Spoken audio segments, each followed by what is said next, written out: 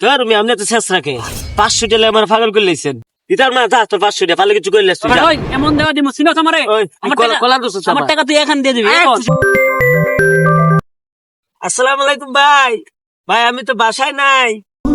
তোর না 500 টাকা আমি দিছিলাম হাওলাত আমার টাকাটা দিস না কেন টাকাটা দিয়ে যা ভাই আমি সিটাগাং আইছি ওই জসিম ওই এদিকে আয় ওই বেটা এদিকে আয় ভাই থাকছেন আমারে তুই তো বেমান কে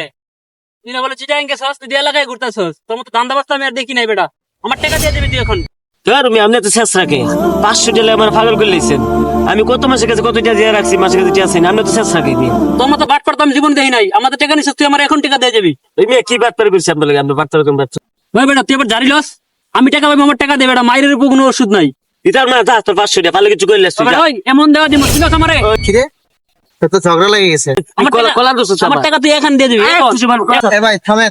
প্লিজ আপনাদের ঝগড়া করতেছেন কেন? ভাই আপনারা ঝগড়া করতেছেন কেন প্লিজ একটু বলেন শুনি। হুজুর ওর ভাইয়ের অসুখ বলে আমার কাছ থেকে 3 বছর আগে 500 টাকা ধার নিছে আর আমি অনেক সময় টাকা খুঁজলে ও আমার উল্টা শেষরা বলে আমি নাকি শেষরা হুজুর ওর কথা বাদ দেন আমরা কত মানুষে কত টাকা হাওলাত দিই জীবনে খুঁজি না ও 500 টাকা লেগে আমার 2 দিন পর ছাতায় দেখেন জসিম ভাই শুনেন, আপনি এনার থেকে 500 টাকা ঋণ দিয়েছেন, ঠিক আছে তো? আসলে আমাদের উচিত কারো থেকে ঋণ নিলে সময় মতো পরিশোধ করা, কারণ হাদিসে পাকের মধ্যে আসছে ইবনে মাদাসের মধ্যে রাসূল পাক সাল্লাল্লাহু আলাইহি ওয়াসাল্লাম ইরশাদ করেন, মুমিন ব্যক্তির রূহ ঋণের কারণে ঝুলন্ত অবস্থা থাকে যতক্ষণ না পর্যন্ত ওই ঋণ পরিশোধ করা না হয়। এজন্য আমাদের উচিত যদি আমরা কারো থেকে কর্জ নেই ঋণ নেই তা তার দেওয়ার টাইম মতো অবশ্যই পরিশোধ।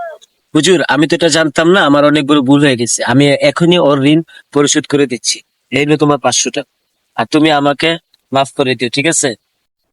আমাদের সমাজে অনেকে আছে টাকা থাকার পরও অপরের টাকা পরিশোধ করে না। আমাদের উচিত যদি টাকা থাকে যার থেকে কর্জ নিয়েছি সময় মতো ঋণ পরিশোধ করা।